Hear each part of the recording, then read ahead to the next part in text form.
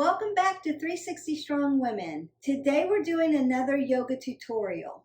This tutorial is going to be a continuation of what we've already learned.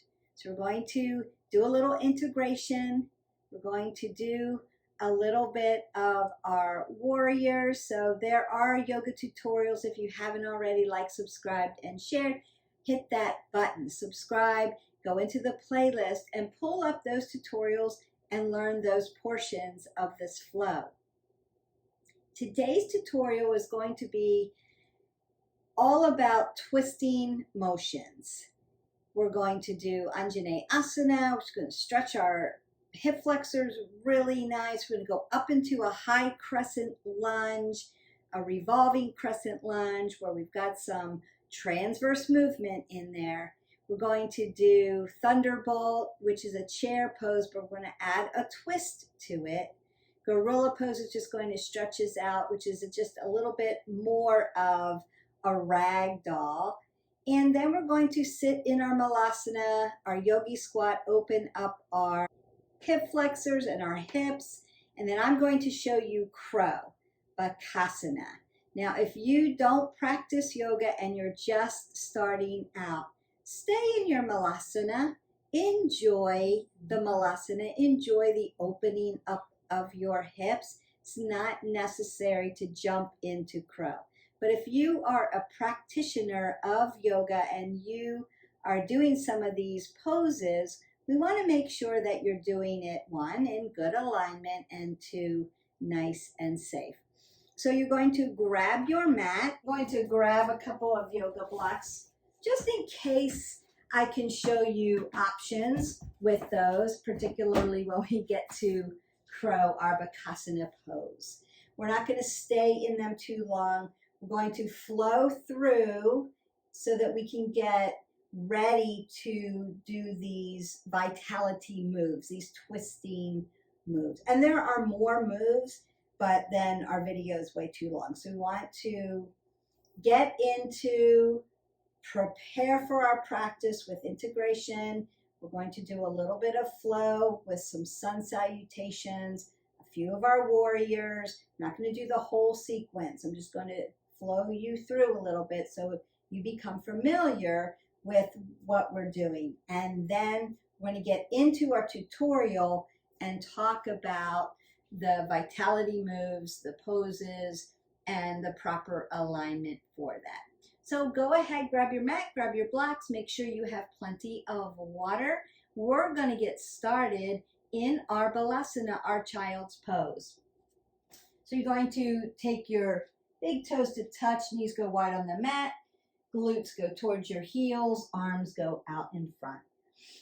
If you need a modification, go back into that tutorial so that you learn all about child's pose and embryo pose so that you have options. Take a big breath in, open your mouth, exhale it away. As you begin to breathe in, you want to lengthen your fingers forward. As you exhale, you want to draw your glutes towards your heels. You're stretching out the spine, really nice. Preparing, grounding down into your mat.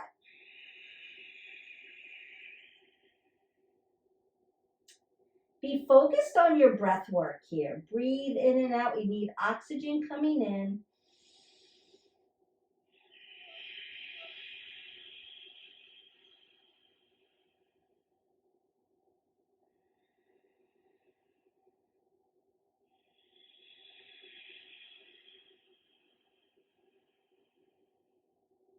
One more breath in. And then exhale that away. Then I'm going to come up into my tabletop. Find my tabletop for me with alignment. It goes over knees, right? In alignment. And then you can do the tops of your feet the way you want. Shoulders, elbows, wrists. Pull the pit of the belly in and up. Roll the scapula. Look straight ahead. We're not working our neck. As I inhale, I'm going to put flexion in my back as I soften my belly. And then as I exhale, I want to put extension into the spine as I stretch it out. I'm going to take 3 or 4 cat-cows to my breath work. It's all about connecting your breath in your body, preparing, getting integrated into moving your breath in your body together.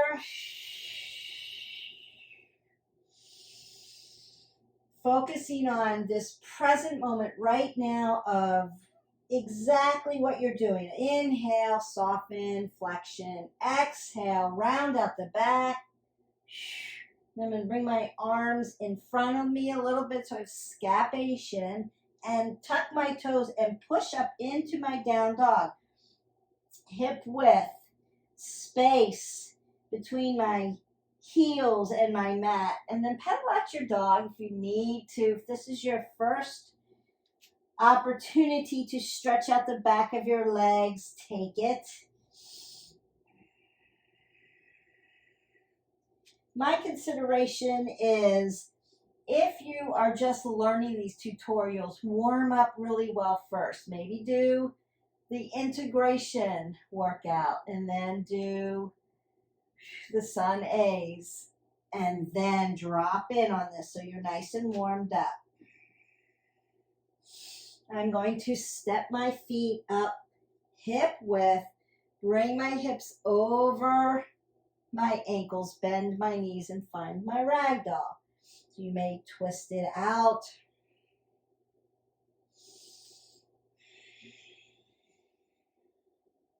My hips come in alignment with my ankles.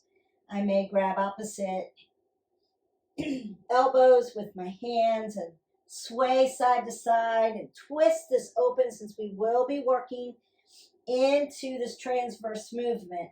Then I'm going to halfway lift, apple under the chin to a flat back, exhale, fold, then rise up to my Tadasana, my extended mountain pose. Remember that you can have your hands to heart center or hands down to Shamastihiti. Tadasana, rise up, exhale, fold forward. Inhale, half lift, exhale, fold. Tadasana, rise up. Hands to heart center. Take a breath in and out. Tadasana, rise up. Exhale, fold. Inhale, half lift. High plank. All the way down to the belly. Take your Sphinx pose. Breathe in and out. Exhale it away, downward facing dog. Bend your knees. Step or float to the front.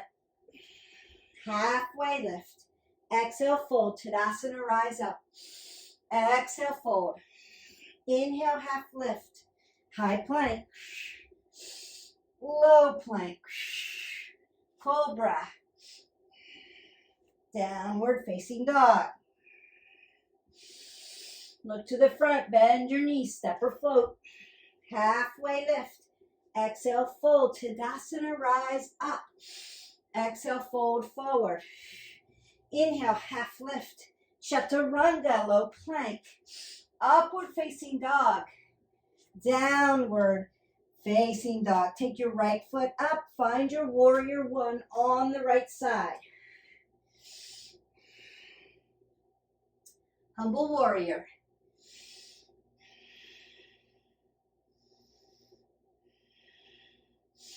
Warrior two. Reverse your warrior. Extended side angle. Reverse Trikonasana. Trikonasana on the right. Chaturanga. Upward facing dog. Downward facing dog. Take a breath in. Exhale that away. Lift your right leg. Warrior one on the left side. Remember your cueing. Humble warrior. Remember your breath work. Warrior two. Reverse your warrior. Extended side angle. Reverse Trikonasana.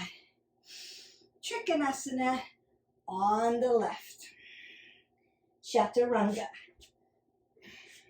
Upward facing dog. Downward facing dog. Take a breath in. Pedal out your dog. Inhale and then sigh that away. Pedal out your dog.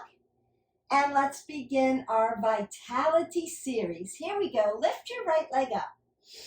Bring it through like you're going to do a warrior one. Keep your back foot where it is.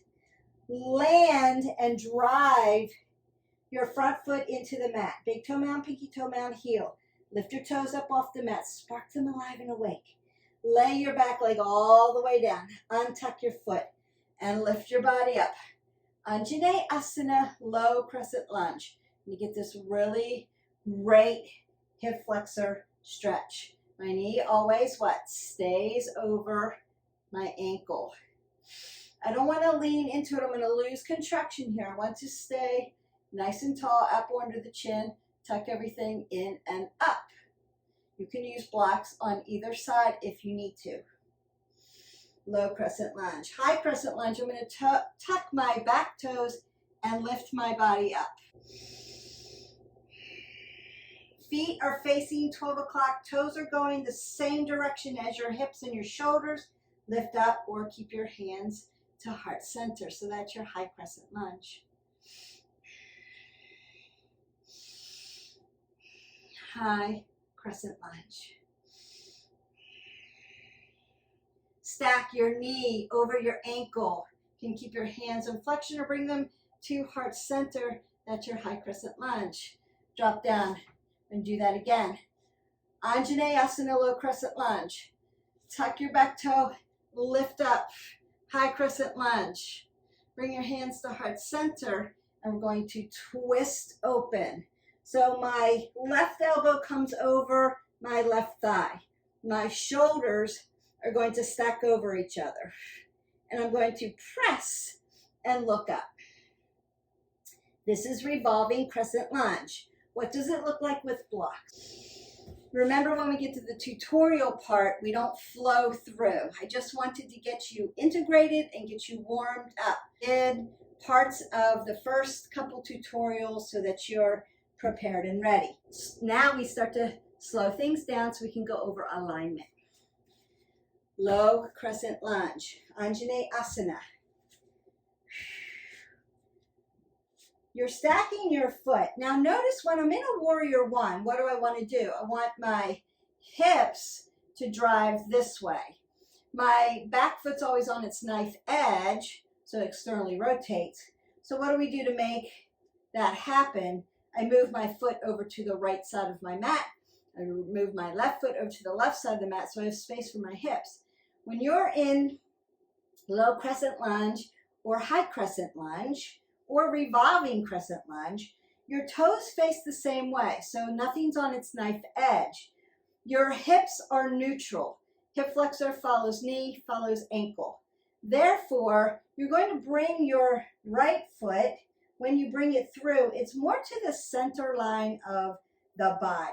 You don't have to place it all the way over to the side of the mat. Just land it in the front and make sure that your knee stacks over your ankle. You're pressing down at the power points of your foot so that you are grounded in your foot. Remember our chain of sequence for stability, mobility points. Your feet are your stabilizers. Your ankle is your mover. Your knee is stable. Your hip is your mover. Your low back is stable. Your thoracic spine is your mover. And your neck is always stable. That's the sequencing. We always start at our feet. So we need to ground down. That's why they say grow roots into your mat, because you need to stabilize your feet while you're in motion and moving, right? We want our movers and our stabilizers to work in sync in the proper way. This also helps me keep my knee in alignment with my ankle, so I'm not shooting my knee over. That's going to hurt my knee, right? It's going to hurt my LCL, my MCL, my quad tendon. So we want to keep it in alignment and stacked. So we're making an L, just like we would do in a lunge, right? High crescent lunge. My back foot is untucked. Consider that if you have a knee issue, you can put your knee on a block and untuck. So it can be there if you need to. And then I'm going to lean in for my hip flexor. I'm going to turn around and show you the other side in a minute. But this still stacks over the front. And then I want my torso to stay high. I'm not going to lean into it. I lose contraction here. If I want the stretch, I need to be up and tall. So you can be here, you can be here, you can be here, or you can be on blocks here. That's going to help you. Then you're going to tuck the foot under in the back and lift your body up. This knee stays stacked. This leg goes long, but softness in the knee joints, right? Always softness in the knee joints. Here, here. You can also flex back. That's a little bit more advanced. Crescent lunge. Now to twist that out, hands come together. There's a transverse twisting motion. Sometimes this is hard because it's balanced too. So what do we do in this instance? We can put our hand on a block and lean up. That's going to give you more stability. You can put your hand on the ground and lean up and twist this way. So a couple different possibilities for Anjaneyasana, high crescent lunge, and revolving crescent lunge, twisting it open. What don't we want to do in these positions? We don't want to drop our head below our heart, especially in our twist. If we are here looking around down at the ground and dumping our shoulders, we're going to be out of alignment and you're going to get dizzy. So always head above the heart, roll the shoulders, stack that scapula. The cueing doesn't change. Notice that every video that you watch, there are similar anatomical alignments to keep you safe and keep you moving forward and keep you getting stronger, because your body can work way more efficiently than if you were out of alignment. And then the kinesiology of it, the movement, as we move through, if you're anatomically correct and you're in motion and movement, man, you're doing it really, really good. And it takes practice, so use your block. So I'm going to do the other side just so that you can see what it looks like, right? Knee stacks over ankle. I'm going to untuck. So notice I push my leg back so that I have hip flexor stretch. Hip flexor stretch. I'm leaning into it, but I'm not dumping over. I'm sitting nice and tall, but my hip flexor is getting a nice stretch here.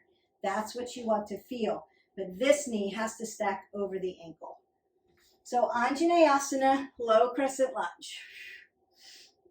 Breathe into it. It's yummy. It's juicy. It will really work your body. Squeeze your legs in. We want to keep our legs, what? Ignited. Feet are stable. Ankles move. I'm grounded. I'm squeezing my legs into the center line of my body. If you see that, I've tucked my foot and I'm going to lift up. Crescent lunge. So this knee still stacks over the ankle, and then the back leg, we're kind of not here, warrior, where I'm externally rotated here. I'm in this line of motion. Straight out. So toes face each other. It's not toes face here and toes face here for warrior one, warrior two, extended side angle. Those, right? I'm turning them in. Lifting up. You want to feel like you're pulling the side body, what we call our side body, up and out of our femur bone. Crescent lunge.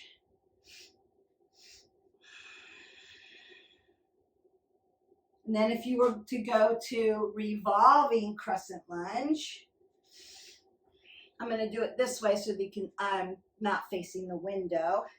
Stacking up. Bring your hands to heart center, twist out. Then hinge so that you've got room, right? Now I've got support, squeezing legs in. And you can lift up. You can bring it here. We want to start to open the shoulders, or you can lift it up. So my shoulders stack over each other. And then you can bring it down, chaturanga through, upward facing dog, downward facing dog. Then you go to, you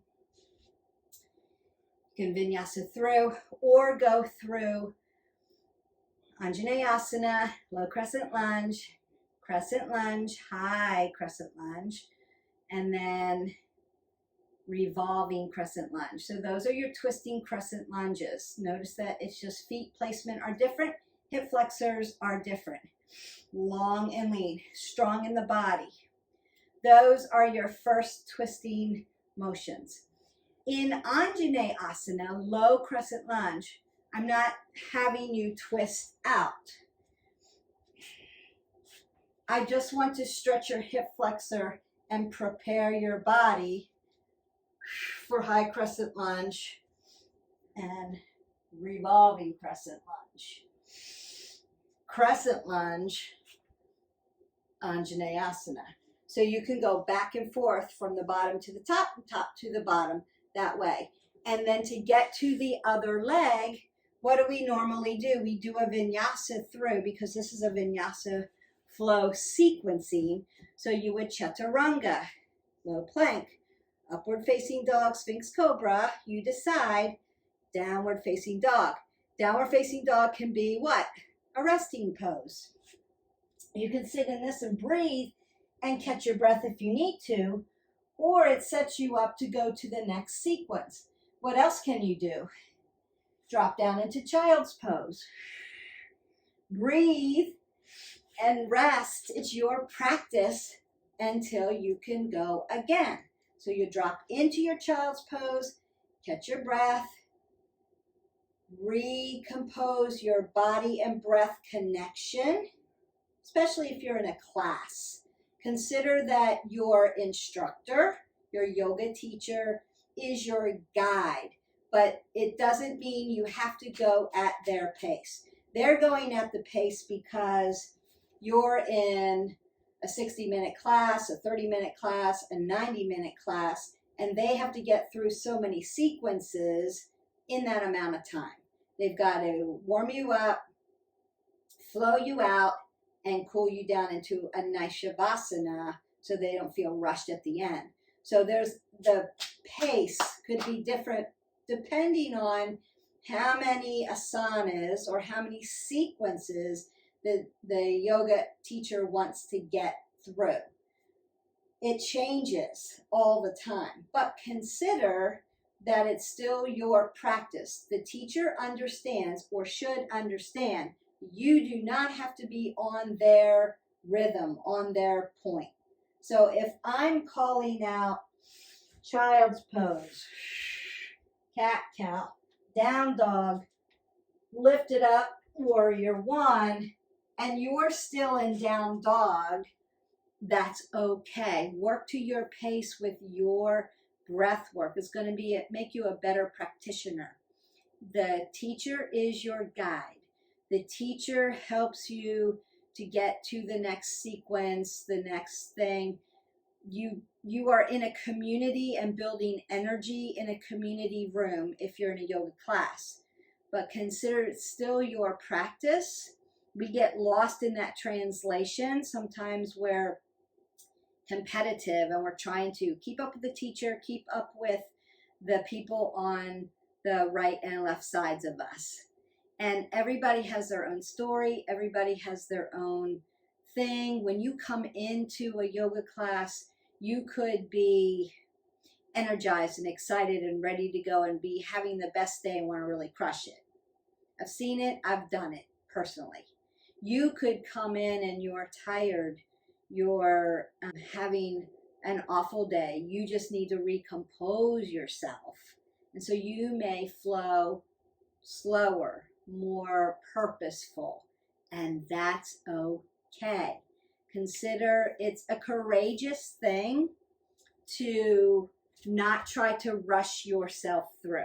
And that's why I'm doing these tutorial so that you can learn the alignment. You'll know what to do so that when you get into practice, consider you might want to go to a yoga studio and practice, then you'll be courageous enough because you'll know what the proper alignment is. You're not so concerned with keeping up with the Joneses. You're going to go and enjoy the practice that's meant for you for that day.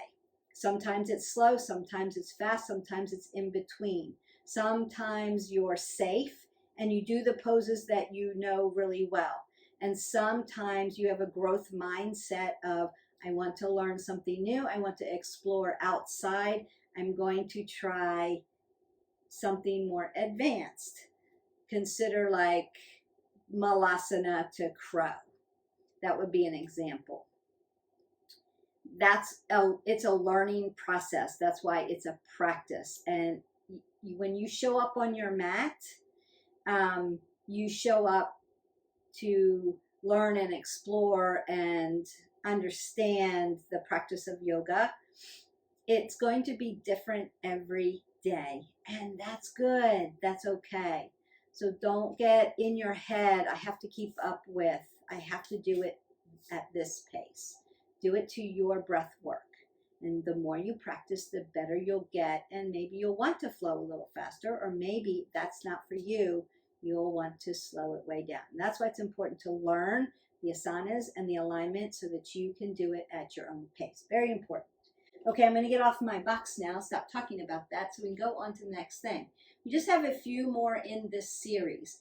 The next one is Thunderbolt. We call it Thunderbolt or chair pose. We're going to add a twist to that. Now you can do, we're not going to do side crow today because it's advanced, but I will get there for you. So I'll do a more of an advanced yoga tutorial down the road.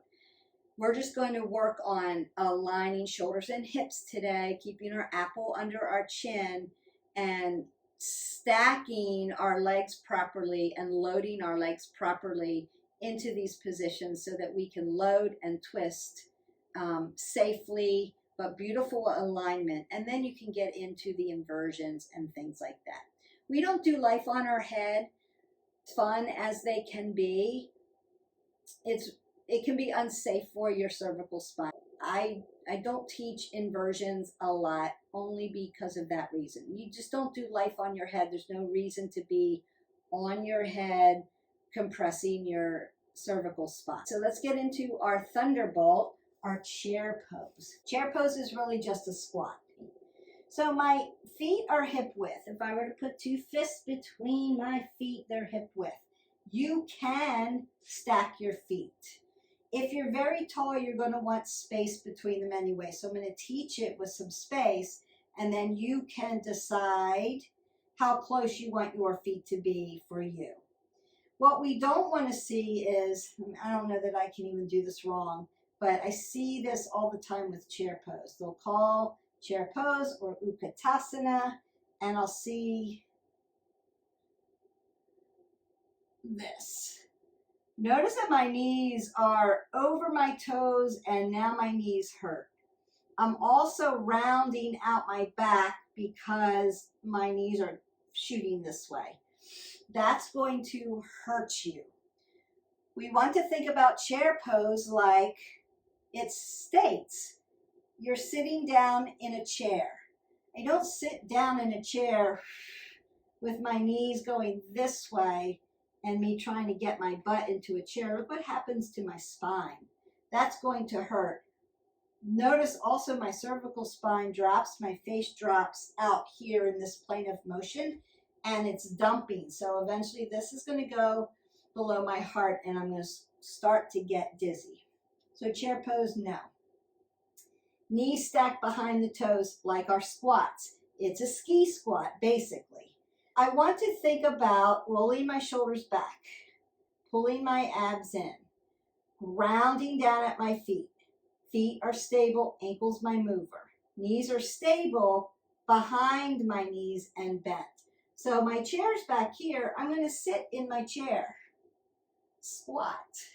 And then I'm going to lift my chest and bring my arms up by my ears. chair pose, Utkatasana. Notice how my toes are lifted up off my mat. I've ground down in. I can stay here for a long time. My quads are burning. They're burning because I'm really working it. I'm loading my legs. I'm not hurting my knees. Chair pose. Sit down in your chair and then lift up. Apple under the chin.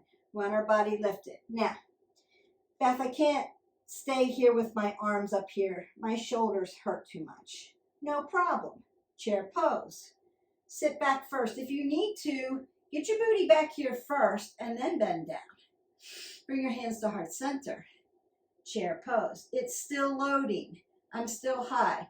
The crown of my head and my glutes are the same. So we don't want to rock our hips under so much that our knees push over our toes. Chair pose doesn't have to be that hard. You're just doing a squat. Squat down and lift up. Chair pose. Pull the pit of the belly in and up. Then bring your hands to heart center and we twist just like we did in revolving crescent lunge. So I'm just stacking. I want my shoulders to stack. I'm going to look up to my shoulder or look over my shoulder. What else can I do? I can bring my arms down, stack my shoulders this way and look up to my arms. And that is Utkatasana, your chair pose, and your twisting chair pose. Or twisting Thunderbolt, being the Thunderbolt here. So Thunderbolt is the same either way. Thunderbolt is chair pose, then twisting, right? You're either twisting here, or you're twisting here, or you're doing both.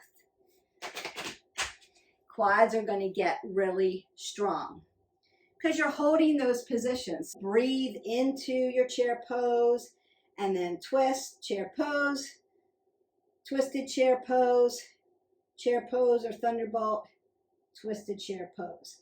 Now the twisting, once you get to twisting, this is where you would do that side crow.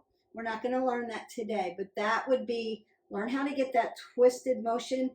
Once your alignment is good and you can hang out in twisted chair pose for a while, then you can begin to learn a little further down the road on that and do that inversion. The next one is gorilla. So we're back in ragdoll, but we're going to do gorilla. So we know how to do ragdoll. My feet are hip width. My feet are hip width. My toes are coming up off my mat. I'm grounded down. I'm going to hip hinge into my ragdoll. So I'm coming over and my chest is right on top of my quads and my knees are soft. This is what we want to do with gorilla. I'm going to take my hand or palm under my toes, just like this, and stand on them. So now in gorilla pose, there it is. You get this nice softness. And you bend your elbows and bend your knees, just stacking your ankles and your hips over each other. And then you can massage your wrist flexors and extensors. Hang out and breathe. If this is uncomfortable, just go back to your ragdoll right here. Uttanasana, intense low back stretch. Chair pose, twisting chair pose. As I come out of this, ragdoll. Gorilla pose.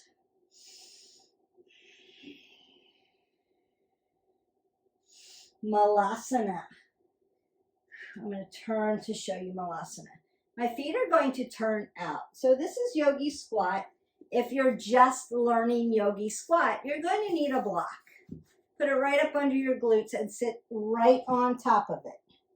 That's going to help you land your feet. Feet are stable.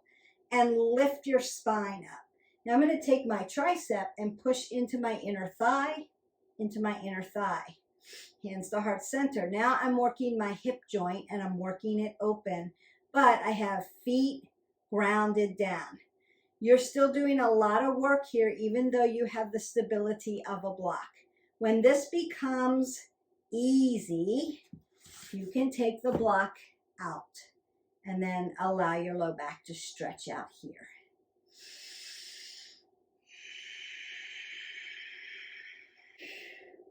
Once you're able to do yogi squat this way, to come out of it, hands come down, lift the glutes, bring the toes to center. This way, right? My hips are always driving over, so I can go back into my ragdoll. Halfway lift, exhale, fold, Tadasana, rise all the way up to your extended mountain pose. In down dog. Right foot comes up, comes through. Anjaneyasana. Crescent lunge. Revolving crescent lunge.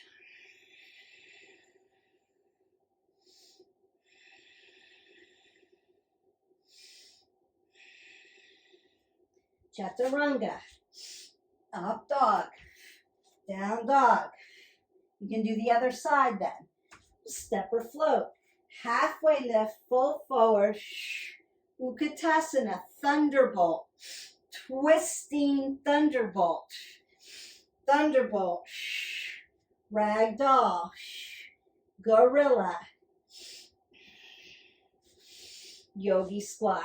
So you can end in yogi squat, or we can do what's called Bakasana, crow pose. Bakasana takes time to learn. You can use blocks to help you. First thing we want to do, I have a lot of people like try to jump into their Bakasana. It's not necessary. We want to land our knee on our tricep. Our triceps are going to help hold us up. Have to have a pretty nice strong core to balance. It's a balancing pose because you're in an inverted position basically. Although we don't want your head to go below your heart, I want you to look straight out. You can practice it this way. We want to get our knees and our elbows so they don't have to reach for, that they're automatically there. So if you practice nothing else, you can practice this. Yogi fingers down. And then I'm going to walk my feet in. Notice that my hips are in alignment with my ankles. Alignment, yes? And then I'm going to come up to my toes and bend my knees. So I'm up onto my toes, bent knees. Notice when I bend down, my knees are right on my tricep. Move this over here. I'm not used to using a block. And then you can just put your head on a block and lift a foot. And then lift a foot. And then lift a foot. And practice that. This is the way you get into crow. You want to practice this position. Hips come high, up on the toes, bend your knees. Now, I'm right on top. So all I have to do is look up and then lift up. You can jump to chaturanga eventually. Up dog, down dog, and you're there. If you're not used to doing crow, you want to get in the practice of finding the balance. It's going to help your core stay really strong. Consider using the block. And consider, so I'll see a lot of people try to reach their knees. My knees are far away from my triceps here. And they're trying to reach over. They're tipping their body over. You want to be stacked on top before you ever lift your feet off the ground.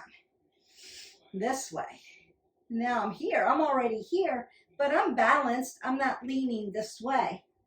And then I can put my chin here if I want to practice. So I have balance.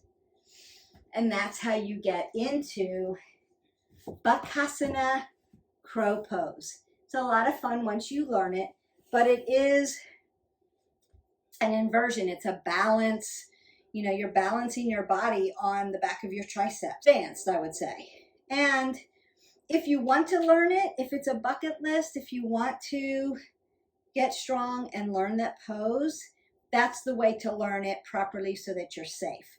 If you fall, all you have to do, you've got balance of the block, is put your feet down.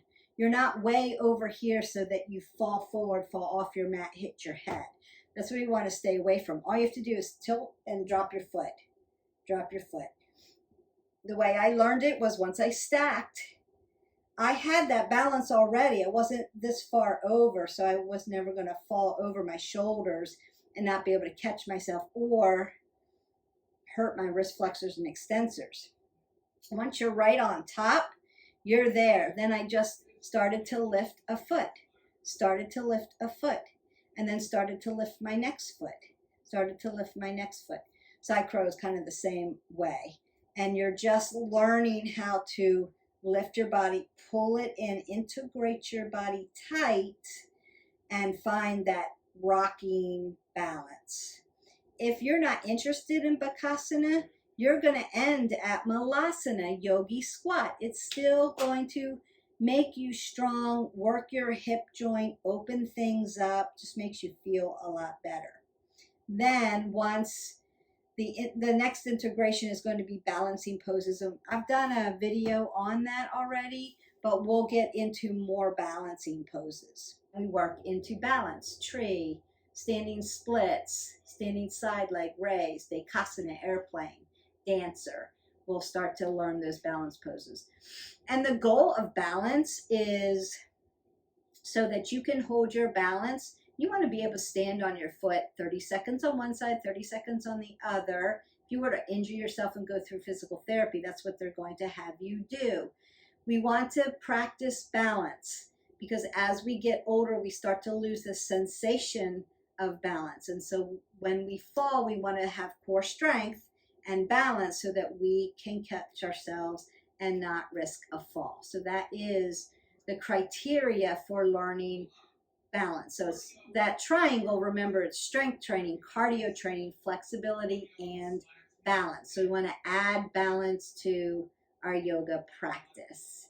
We've done integration, we've done your warriors, we've done your Sun A, Sun B, and now we've gone through vitality. Vitality are your rinsing out and your twisting poses. So you're adding that transverse movement to your body. Think about it like a corkscrew right through the center of your spine and that rinsing, that rinsing, that rinsing. So you're working a lot of core work, especially your obliques, because every time you rinse out and twist, every time you move in a rotation, you have to use your abdominals, your oblique muscles.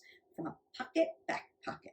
So really good for strengthening that core, and it's really crucial. I hope that this was helpful. Don't forget to like, subscribe, and share. If you want to be notified for other videos, ring the bell so that you can be notified. Another 360 video is up. I'm on it. It could be healthy recipes, yoga tutorials, yoga classes, workout classes, weights, cardio, strength training, toys. There's a variety of things, body weight, no equipment, you name it. Coffee talks on wellness, meditations. Remember that meditation is so important. Doesn't have to be long. It can be a minute of meditation just to get you set up for the day, to relieve some stress, so that you can thrive through your day. So don't forget to tune into those. I'm trying to put those meditative things in categories so that you have something to think about, something to listen to until you work up your own meditation practice. Helpful, leave me comments below if you need more guidance or more help on what this should look like, how it should feel, and if you need more options for that's out for me, what else can I do?